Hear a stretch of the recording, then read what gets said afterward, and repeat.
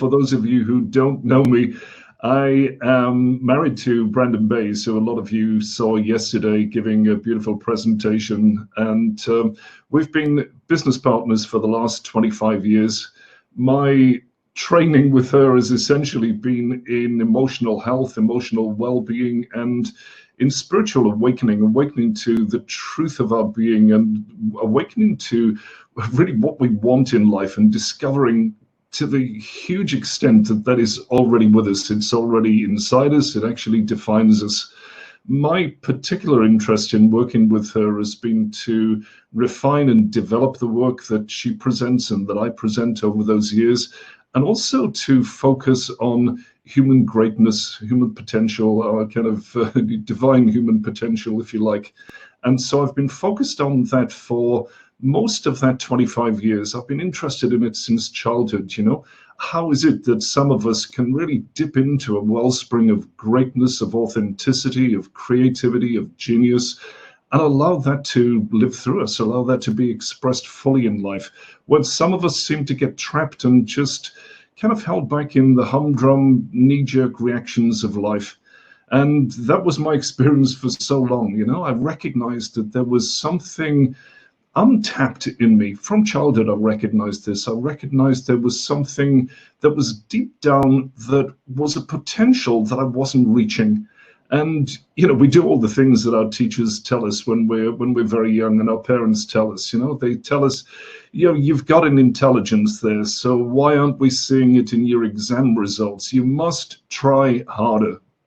And so I tried harder, without realizing that the stress of just kind of efforting and struggling and trying to kind of push against the grain was actually counterproductive in life. That the best results I got, not just academically, but in life generally, was when I was more relaxed, emotionally open, emotionally accessible. And so for chunks of my life, works out from early childhood, I'd ended up with stress, with anxiety, and with depression from quite an early age. And I was told all the normal things. I was diagnosed first in my teens, although I'd been suffering from cyclical depression since about the age of 8. In my teens, it really flared up, and I got all the standard answers that people gave in those days, and to a great extent, the answers they give today as well. I was told, well, it's in your family. Your mother has this, and so it's natural that you would have it. It's genetic. And I was told, well, it's a mental illness, so we need to treat you with drugs. And this was the story that I went with for years in life, in truth, not wanting to believe it. And kind of the way you said, Brian, the stress and the anxiety that were here, I recognized the physical symptoms of them, but I didn't have a name for them. I didn't know what was actually taking place. All I knew was that for chunks of time, it felt, excuse my language, it felt like shit. My life felt like shit. And then I would fall into these downswings, into full-blown depression, and would, barely be able to get out of bed for weeks on end, and would, if I could get out of bed, would kind of struggle down to the sofa and watch daytime television, which I hate, and just feel wretched until eventually some, I guess, anger at myself and some impelling force drove me back to work. And I lived with these cycles, buying into the orthodox message that this was inevitable stuff. All you could do was to treat it with drugs, and la-di-da-di-da. I went on like this for several decades, very nearly 30 years, until the depression became so bad, it became really overwhelming, blended with anxiety in my life, so that I was diagnosed with chemical depression, anxiety depression, all sorts of stuff. I was on a whole host of medications, visiting a psychiatrist on a regular basis, and a friend came to me. This was back in late 1994, and he said, I booked you a therapy. And I said, well, okay. I wasn't very enthusiastic. I'd kind of tried everything up until this point, or at least I thought I'd tried everything. He said, I've booked you a therapy. Don't know what it is, but it's going to cost you £200. And without having any faith at all in what I was letting myself in for, I kind of went, well, okay, I've nothing to lose here. I'd recently been quite close to suicide. I'd been saving the sleeping pills they gave me, and I was in a real mess. And so I thought, well, what the hell, one more thing, and nothing to lose. What I didn't know was that this was right at the beginning of Brandon's journey work. And I turned up for a therapy session, and something really unusual happened. Something unique in my experience happened, because I sat down and was asked, okay, what's here? What do you want to work with? What are you feeling? And I explained, I'd been diagnosed with depression. It had been going on cyclically for a long, long time. And that I just felt, pretty hopeless in life. Like life was pointless. There was no juice. I can remember describing it like it's walking through a grey fog, chewing cardboard. And I was asked, okay, so emotionally, what's here now? Now, I was used to that question from psychologists and psychiatrists, and normally they would want the story about the way that I was feeling. They'd want to know the background. They'd want to know the references, try to figure out why you're feeling this way, and it would turn into a dialogue that seemed to just be endless, seemed to get nowhere. But this time with journey work, what are you feeling? And I named an emotion, and the response came back, and it shocked me. The response was simply, great. So just feel that.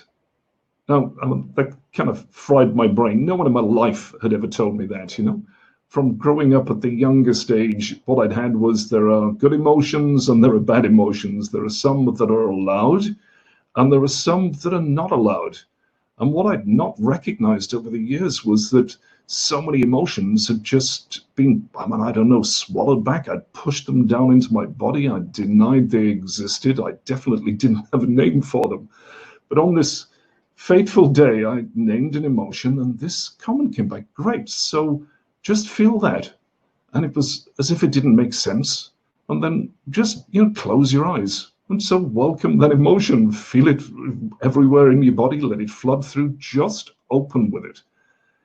And I wasn't very good at it, so I started to tell a story about how I felt rather than to feel the emotion itself. And of course, the advice comes back is stop the story, just feel the emotion. And it took a little while, it took some getting used to, for my body just to let down and to trust that it was okay to feel emotions that I had labeled as anything from negative through to annihilative, dangerous. And yet still there was I suppose because I'd tried everything, and I was just at a point of hopelessness, at a point of giving up. I thought, well, nothing to lose, just open. And the hopelessness came like a hopelessness I'd never experienced in my life before. And then hopelessness underneath that, I was asked, so if you feel all of that, if you allow all of that, and there was something deeper, what might that be? And it's like sinking into a different layer and a different layer of emotion. I'd never experienced this in living memory. And deeper emotions arose. And learning slowly here, like baby steps, I opened the body to feel what was here. Pointlessness just turned into complete overwhelm. Now, overwhelm was something that I would have run from in my life before. If I'd felt overwhelmed, I would have got busy. I would have done anything from, work to sport to wheel spinning, pointless activity. I would have done anything to have avoided the feeling of overwhelm. But this time, overwhelm, okay, just welcome overwhelm. And underneath that, I hit anger and rage like I'd not felt for years. And again, the invitation was here, reframed with, great, you're doing wonderfully. So to feel emotions, the feedback was, this is good, this is healthy. And emotions like these, anger and rage that I had avoided, like death since childhood, they came flooding through my body, felt, uncomfortable, felt obliterative. Deeper than that, what's here? If you feel that fully, what's next? What's deeper than this?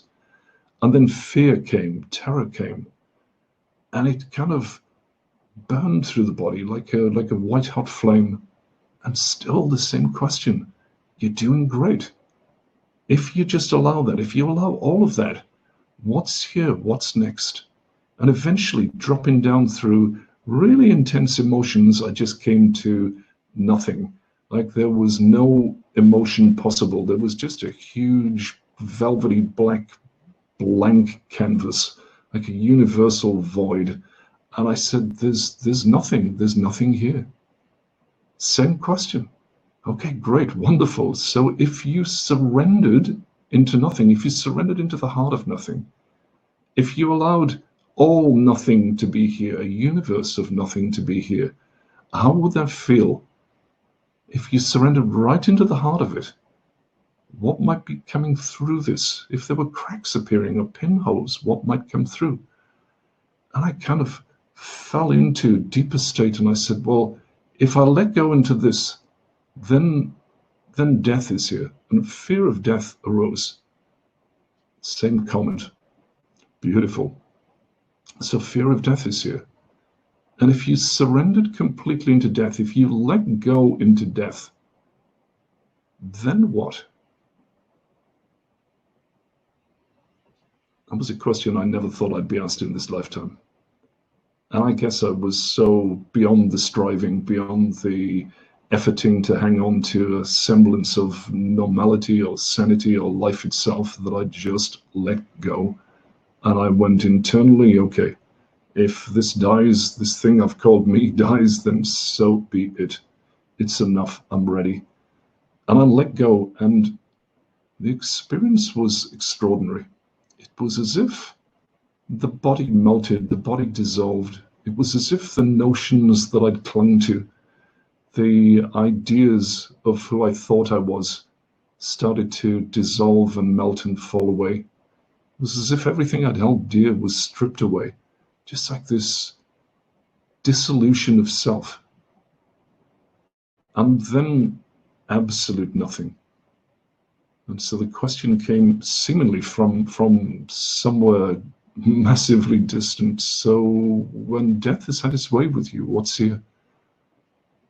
And the question seemed nonsensical. It was not that I'd been brought up to believe in an afterlife, not to believe in a God or a heaven or a hell, any of this. And yet there was undeniably some presence here. And I said, well, something still is.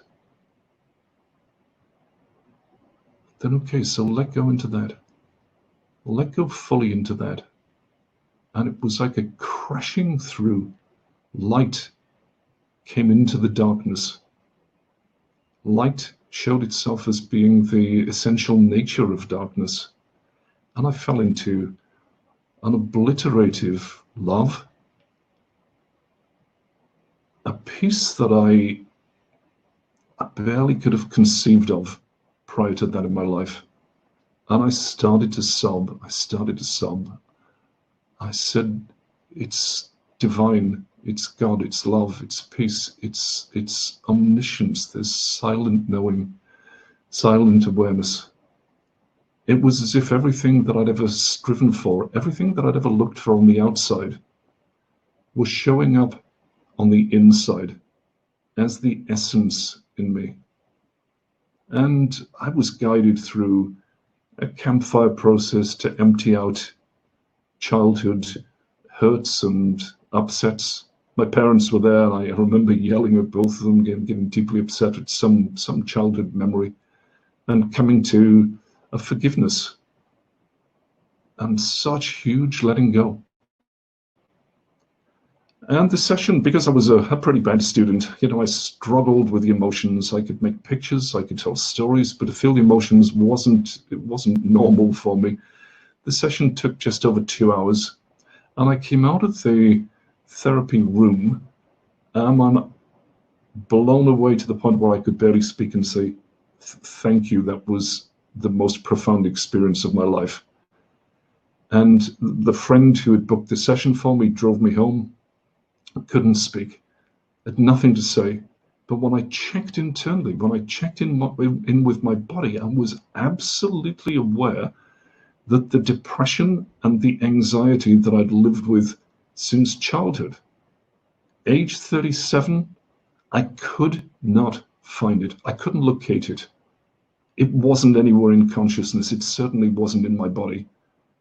I realized that through all the ups and downs of life, that some essential part of me, the essence of me, had been untouched, was unaffected. And so I went home and, I mean, truthfully, please do not do this. I did a very stupid thing. I went to the bathroom cabinet, and the drugs that I'd been prescribed, I couldn't stop taking them immediately. And I thought, well, okay, I'll take a half a dose tonight. Took a half a dose of the medication, woke up the next day, and still this extraordinary sense of completeness, of wholeness that I had never felt ever in my life was present. It was as if the things that I'd been looking for were already present and correct. I woke up and went about my day quietly the next day, same thing. Same sense of well-being, same sense of the essence of me, the truth of me being the reality of me. And then went back to the bathroom cabinet the next night to take the next dose and couldn't do it, and threw the drugs away. Now, please do not do this if you ever come off these types of medication, and I'm talking about the Prozacs and the diazepam, temazepam type uppers, downers, so-called antidepressant drugs. The cold turkey was extraordinary, was absolutely, wrecking. But I knew even through that, and this is the reason I'm sharing with you, that I knew even through that experience that who I am was not touched. Even through the physical pain of it, I knew that I was whole. I knew that I was well. I knew that this was just physical pain that needed to take place. And sure enough, my body turned around within about 3 weeks, I would say. The aches and the pains and the distress of going like hard cold turkey like this disappeared. And I came back to a normalcy and began to notice that my brain was functioning with a clarity that it hadn't had in decades. That given the right opportunity, given the right leading, given the right emotional opening and completion of old issues like this, that my brain knew exactly what to do to reconfigure its own chemistry. And I started to feel waves of bliss and waves of bliss that went on for months as an undercurrent in my life. Even though I was triggered, even though, life did its thing, and the shit hit the fan from time to time. But this sense of indelible completeness, satisfaction, peace in who I am, and that has never left me from this time. So for 25 years, I've been working with Brandon to hopefully deepen the tools, to refine the tools, and to show people a different way in life. Because up until meeting her, I had tried pretty much everything to find peace, to find satisfaction, to be at home in my own skin. And I had failed ultimately at that job. Even though I'd had this interest, as I explained, since childhood in human potential, even though I recognized that there's something that I can't quite reach in me, and I definitely see this in other people, there's something that is authentically beyond our conceptualized capacity. I didn't know how to reach it, and I tried everything.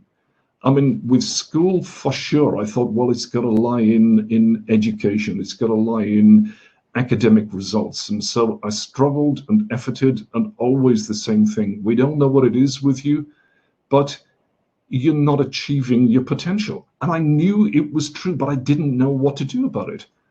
I could read for longer. I could struggle to understand, but still my results were, I want to say sporadic at best. They weren't consistently good. And I struggled right the way through school, right the way through university. I'd always had a love of reading, and so on leaving university, started to read different types of books, started to read more spiritually based books, and to find, okay, what is it I'm looking for? What is it I'm searching for that will complete me? What will make me whole? And then going through relationships, falling in love, getting married, having idealized pictures of what would take place, of course, and I don't need to tell you what happens when you idealize relationships.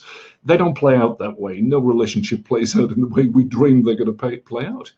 And so still not the coping mechanisms, still the emotional struggling, still these ups and downs with anxiety and massive stress that spilled over other people and hurt them, still falling into cyclical depression, even though my focus was so largely on what is it I need here? What is it that's going to completely and bring me to peace in myself? Tried throwing myself into business, and I was definitely good at spending a lot of time at it. Worked long hours, ran several businesses at one time. You know, always what's the newest, latest, best idea to create material wealth? Falling into the trap of believing that if I create material wealth, if I create the lifestyle that I'm looking for, then that's going to free me and is going to sort me out in a permanent way. That's going to give me what I need. But even when successful times came, finding that it was same old stuff, same old baggage. You know, there'd be a hit from the achievement. There'd be a hit from the financial gain. There'd be a hit from what that financial gain could allow me to buy, to acquire, to attain lifestyle-wise. But still, same old me, same old skin, same old issues. Patterns like this. In the 1980s, I threw myself into personal growth, and I thought, okay, this new wave of positive visualization, of affirmation, of faking it until you make it, of seeing the way you want life to be, putting out for what you do want, expressed in positive language, a lot of stuff that you still hear today. And you know what? It was interesting. It captivated me for a while, and it produced short-term results. It produced some wealth. I was lucky in many areas and led a relatively affluent life. But same old stuff. It kept coming back. It was as if I couldn't get away from the baggage I was carrying with me, even though I had no clue what the baggage was. Until one day I was walking with my former wife, and we were pushing in a buggy. My little son, Mark, he would have been about, oh gosh, I don't know, only about 10 or 12 months old. And we were in the south of France on gosh, I forget what they call it there, in the Cannes area, the Riviera, that's what I'm looking for. And we were walking along the front in Cannes, and I was a dreamer, you know, I was always reaching for the next thing, the next goal, the next hit that is going to complete me. And I was a boater, so I had a small boat, and we water skied as a family together and with friends. And my dream was bigger boat. And I was always goal setting, writing this stuff down. So yeah, if you write it down, there's more chance of it coming into manifestation. We're walking along the seafront in Cannes, and I paused, and my wife kept kind of walking ahead of me a little bit, looked out into the bay, and there anchored in the bay was the boat that was my dream, the boat that was going to fix everything in my life. It's like, if I'm wealthy enough to own that boat, if I've got enough money to create that lifestyle, then guess what? Then I'm right. Then I'm done. Then I'm happy. Then I'm at peace in this life. I'll have achieved what I've set out to achieve, and things will be done. And I was looking at the boat, and I had a Sartori moment, had this strange experience of almost like, you know, on some films where the telephoto lens just kind of zooms in on the subject. Well, it was as if that had happened in reverse. And as I'm standing there, I went into some altered state, and it was as if I was transported onto the back deck of the boat. And there I was, experiencing directly in a strange way. I'm sitting here with a big feast laid out. My friends are all around me. We're sipping champagne. We're on the boat. We're laughing. We're joking. And oh shit. Same stuff. Same issues. I'm not satisfied. I'm still essentially unhappy. I still feel essentially incomplete. And that realization sent me into a tailspin of trying desperately everything that I knew, more and more of reaching outside me for what I thought I needed to attain in order to be whole. And that drove me into the worst experience of depression that I'd ever experienced in life. That was what brought me to the journey with Brendan. And since that time, that was late 1994, what I've discovered has been extraordinary. Obviously, it's unfolding. It continues to unfold to this day. And still, I mean, I use the tools that I've learned and that we've you know, the tools that I was taught and the tools that we've jointly developed over those decades to keep working on myself. And I found some extraordinary things. I found the huge truth that, of course, from what you've heard me describe, emotions, even the emotions we avoid as if they'll be the end of us, are not the enemy. They are really not the problem. Because when we stop the story about emotions, emotions themselves will pass quickly, almost in an animalistic way.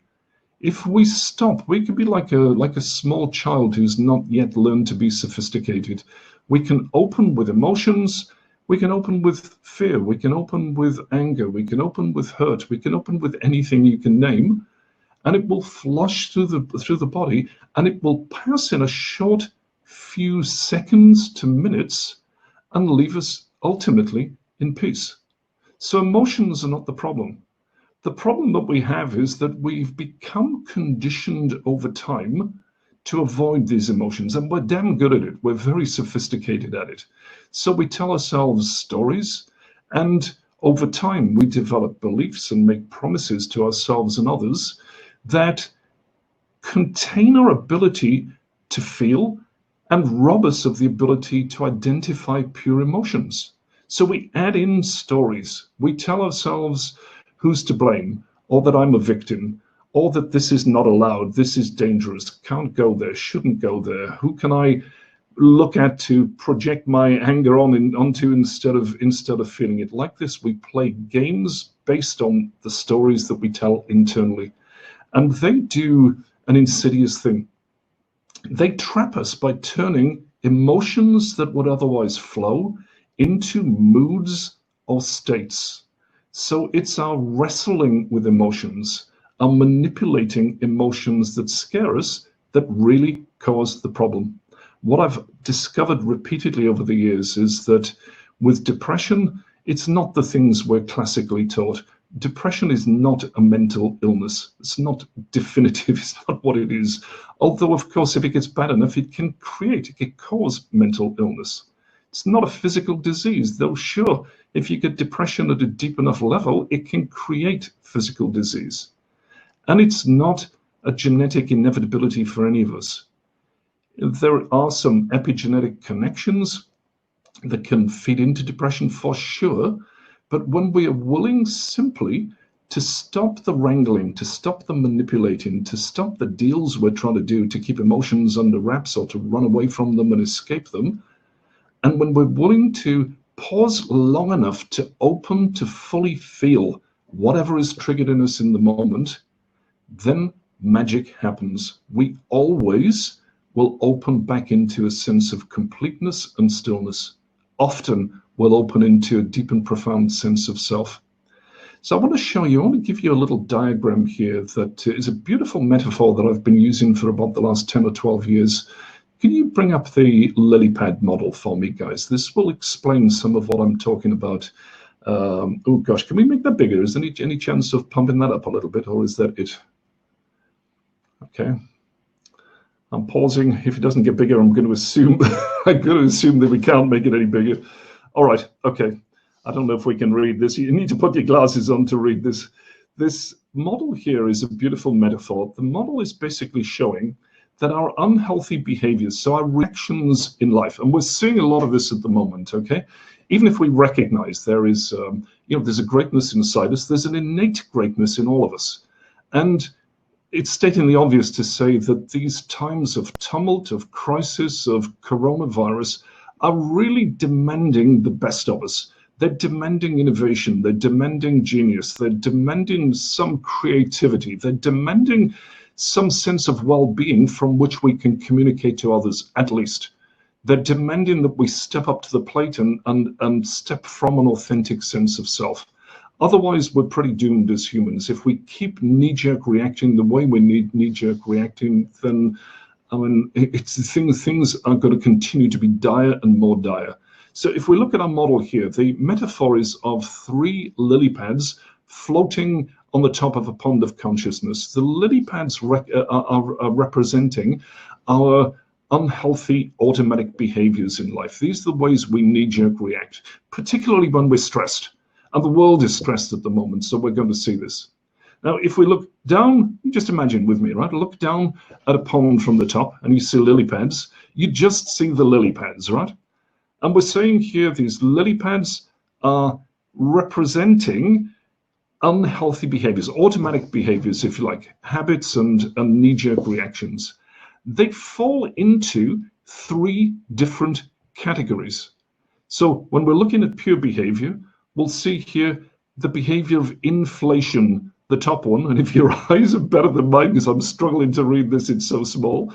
You see with inflation, for me to mix metaphors here a little bit, okay? This is self-pumped up like a balloon that's over-pumped, okay? So it's kind of, pumped up, puffed up. There's a grandiosity to our knee-jerk reactions with this type of game playing, with this type of behavior. So we're seeing, and I'll read some of them out here, boasting, exaggerating, overriding of other people's sensibilities. There can be an aggressiveness with it. There's definitely here, there's a sense that who I am is untouched by any of the shit in life. It's everybody else's fault. So we become blaming of others. Or we laugh it off. We pretend it doesn't touch us, and our job is just to entertain people, to uplift them, to fake it, if you like. Or another way that I'm not touched is, if I don't have any needs, let me help you, let me reach out and serve you. This is another form of inflation. Inflation is predicated on faking it by pretending to be bigger than the issue, pretending to be bigger than the stress. So we laugh it off. And we're seeing many examples on the internet at the moment of people doing this around the world. People laughing off the virus, the pandemic that's sweeping around the globe, as if they're untouchable, as if they cannot be harmed by it, and then partying and laughing and just blowing off steam. This is a form of inflation. It's a form of inflation that's based on a falsity. It takes energy to keep that up, to keep that mask of pretense up, to keep the game of bigness up. And it can burn us out. It can lead to overwhelm. It can lead to overload. It can lead ultimately to burnout. It's not sustainable. If we come down to the next version is deflation. So you'll see the next lily pad down. Deflation is the opposite of inflation, as you'd expect. So mixing my metaphors again, you'd see in this case, the balloon of self has been pumped up, but then all the air has been let out of it. So you've got a shriveled balloon of self. And in this, again, this unhealthy behavior, it's a behavior that is designed to keep our emotions at bay, to mute the sharpness of our emotions, to ameliorate them, in other words. And so we play games of deflation, trying to make ourselves more comfortable. But what happens is we shrink, we collapse, we play the victim, we hide out, we try to become non-targets or non-persons. We become self-effacing, we give up our own opinions, we give up our own power, and we just shrink. Now, this type of collapse, alongside the emotional suppression that takes place with this type of deflation, it's like we want to suffocate our emotions into non-existence. This is the heartland of depression. Depression is predicated on this type of emotional avoidance. Without suppression, without deflation, you may experience other pains in life, but you won't experience depression. So deflation, like this, collapse, pretending that I'm cool, that I'm easy, that I'm just going with the flow, when inside I'm dying is the feeling. Inside, I'm so scared that I just want to shrivel and hide. So this version of gameplay, to avoid intense emotions, comes again with a massive cost. One of them, depression. Others, disconnection from life, for sure. Feeling like I'm an outsider looking in, feeling like I don't belong, these type of things. But at the heart of it, depression. Third version, rigidity. So a third version of game playing, in order to avoid the emotions that we're scared of, is to get brittle, to get hard. Now, if I go back to my mixed metaphors, this is like the balloon of self pumped up tight, but contained inside of a square box. So you've pumped up the balloon, you've got pressure pushing out from the inside, you've got pressure of containment coming from the outside, all in an attempt to control our emotions, just to kind of steel against them, to brace against emotions. This comes with a big subset. It comes, if you look on the list there, I can barely read this.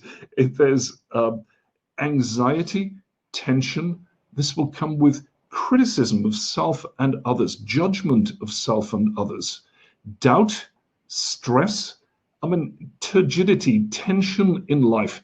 It's like we're trying to fend off against something, and we are trying to prove that we're up to the game of fighting off these attacks that trigger so many emotions in us. So with this, obviously, anxiety is here, stress is here.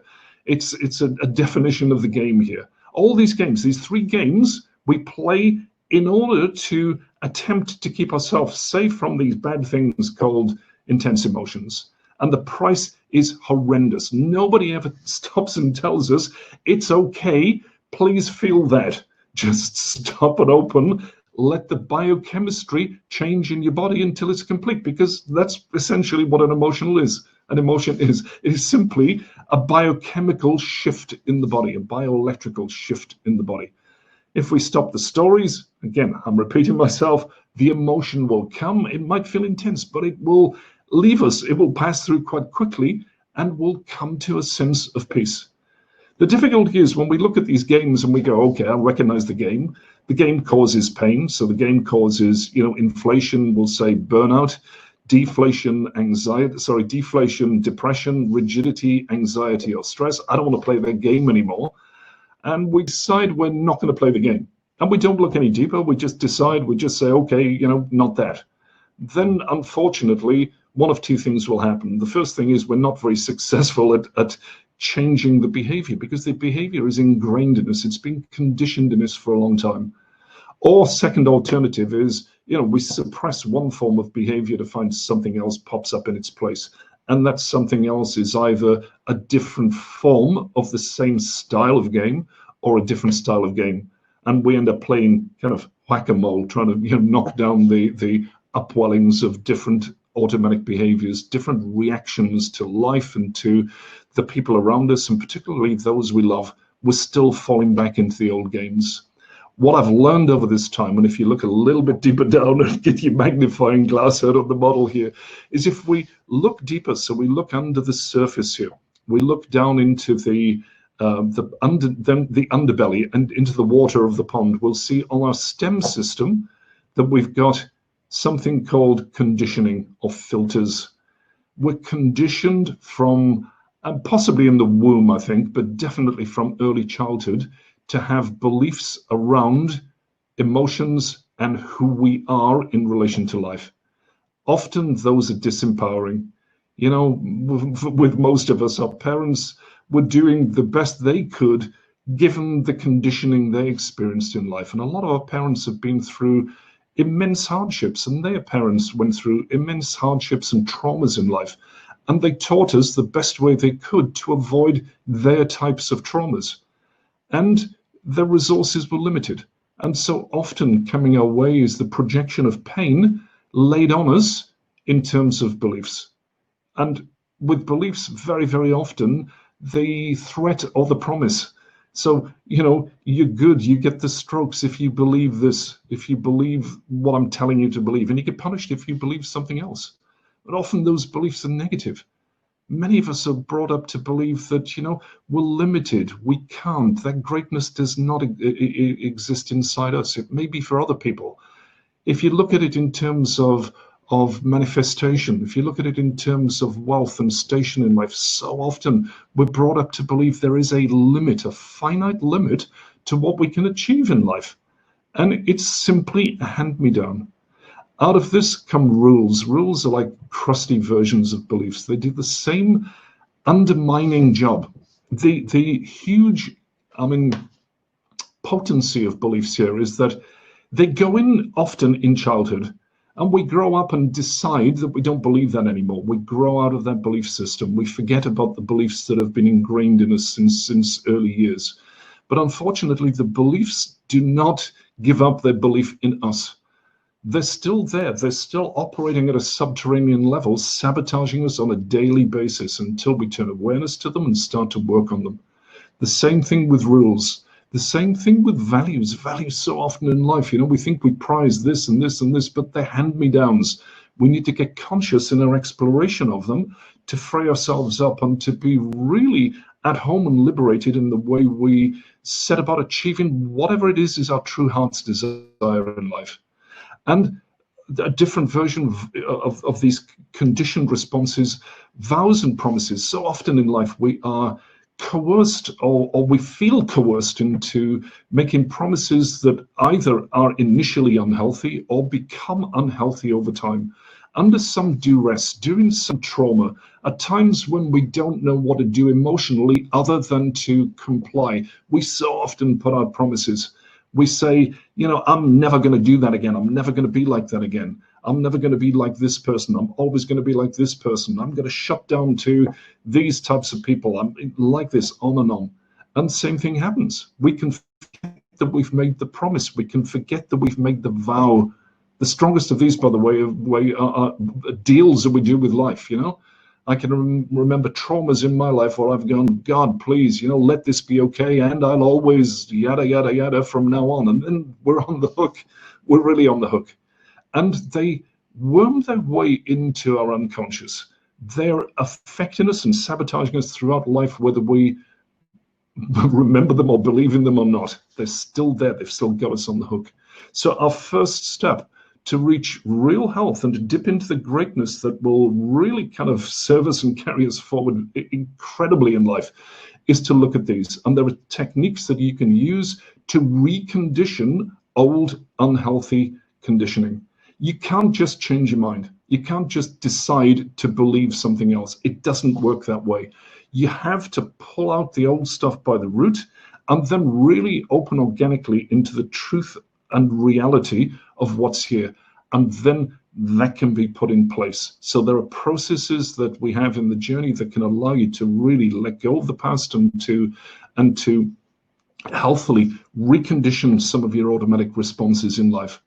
And then finally, if we look down deeper here, look down onto the red writing, you can see it's a little bit bigger there, maybe a little bit more understandable.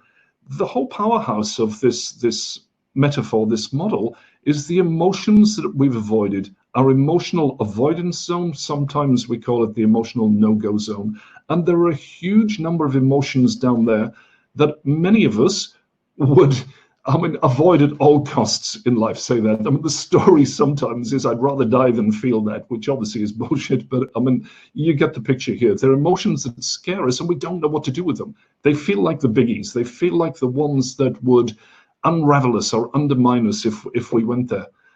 Commonly down here, you'll see things like I described to you, anger and rage. I was terrified of my own and other people's anger growing up. It fed in massively to the depression pattern. And other things like fear. Many of us have fear of fear, overwhelm, devastation, grief, fear of being out of control, fear of being incompetent or imperfect, fear of being unlovable or abandoned, fear of death itself, fear of non-existence. Like this, there are a huge number of emotions here that we are conditioned to avoid. If you truly want freedom, if you want greatness, if you want to be a part of the solution this world is looking for right now, rather than a part of the problem, the biggest invitation I can make to you is to tell the truth about what you have avoided emotionally at all costs. And from that place, to begin to step into those emotions, to begin to explore directly what is the truth of opening with these emotions. Because the truth is, they are never what we fear they are. They're never what we fear they are. They're never what we imagine they are. They are sometimes powerful, but always biochemical shifts that take place in the body. The invitation is to meet those emotions and find freedom, then we're really on a roll in terms of coming to forgiveness. And I know, we're hosted in South Africa here. South Africa has this extraordinary tradition of forgiveness post-apartheid. The times that I've come to South Africa, I've been moved to tears by this. When we meet our emotions at the deepest level, when we start to empty out and to hold maybe some internal campfires, to speak from hurt, to speak from vulnerability, to speak words that we've never spoken before to those who've hurt us, to apologize for the hurts that we've created, then organic forgiveness, and I'm talking total, absolute forgiveness, becomes not just possible, it becomes natural, second nature to us. It becomes almost inevitable. And that is a massive healing force in our lives and in the lives of those we love around us. So if your prayer is to, I'm seeing that's disappeared now, okay, great. If your prayer is to really step up to the plate during these times and to become a part of the solution rather than to become part of the problem that the world is seeking, then these are the invitations that I want to make with you. I know this is counterintuitive. I know that this is something that a lot of people will not say to you. They will never say to you. And I'm saying to you, turn to face your fears, turn to look the tiger in the mouth and let go. It will set you free to do that. We have resources that can help you with this. And because of current times, we've decided to offer you many resources completely free of charge. And I'm hoping that Gerard has the graphics to go with this, but I just want to show you what I'm offering for free here. Let me see if we can see that. Okay, this is a book that I authored with Brandon that became an Amazon #1 bestseller. It's called Light in the Heart of Darkness. The book is focused on depression, but also shows us the way not just to free ourselves from depression, but it works equally with stress, anxiety, these types of common issues in life, overload, burnout, these types of things. The book is quite explanatory. It will lead you through healing stories and exercises that you can do with yourself or do with a friend. Exercises that will do exactly what I've been describing to you here. If you go online to kevinbillet.org, Kevin, 2 L's, 2 T's in billet.org, you can download the ebook free of charge. Also on that site are audio exercises. So closed eye visualizations, introspections, meditations that will allow you to go through exactly what I went through to set myself free and for the last quarter of a century to live in freedom. Just as an example, I hope, definitely to myself, I hope to the world, of the way that authentic greatness can be expressed. I'm trying my best in this life to walk my talk.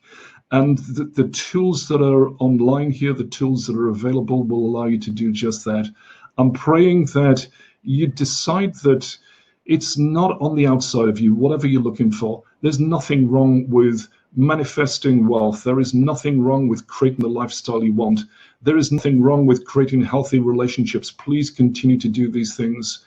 And please don't fall into the trap of believing that they are going to fix your fundamental issues, because they're not. They're not going to save you. They're not going to make you whole. Nothing that you can reach for and attain on the outside is going to bring you to absolute peace in yourself. So please access these tools, use these tools, find out the truth of your being, find out and dive into the innate greatness that is inside you. Come home to the peace that has always been your true nature.